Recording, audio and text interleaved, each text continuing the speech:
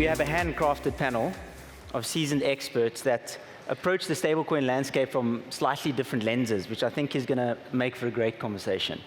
And hence, for us, when we think about stablecoins or the new generation of payment rails, that's like a Swiss knife approach.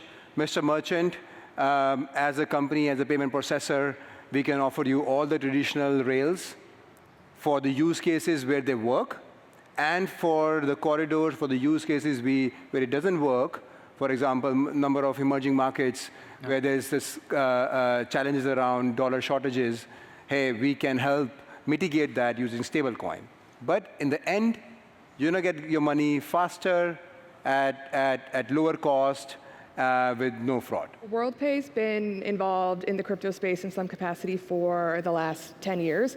When Coinbase launched debit cards, we were the processor that did that with them. And so I think if you fast forward to the last 4 or 5 years, we've really doubled down in the space, built up our portfolio, and are facilitating global expansion of merchants on the card processing side, but then looking to see how we can innovate and continue to offer these merchants something within the crypto space. And I think stablecoin settlement was just a natural progression into that for a lot of the same reasons you just outlined.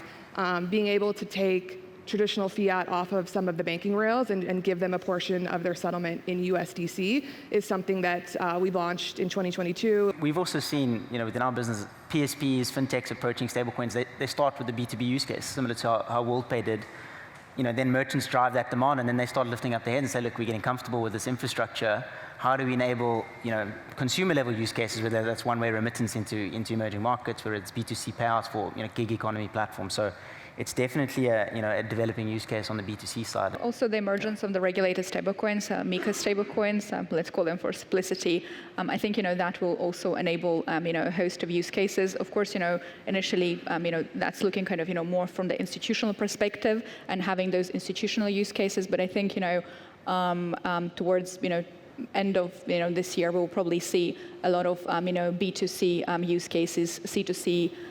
Use cases, and maybe there will be an element of DeFi in the regulated space as well. What advice would you give fintechs or PSPs who are looking to get involved in the space?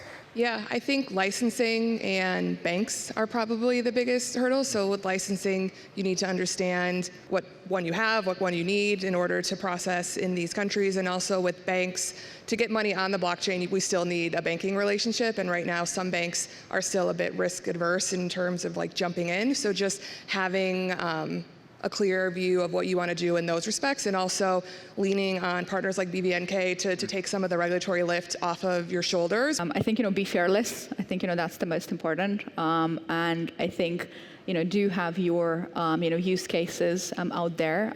You have to have a very good understanding what you're trying to solve, for whom you're trying to solve, and, what is the commercial model for what you're trying to solve.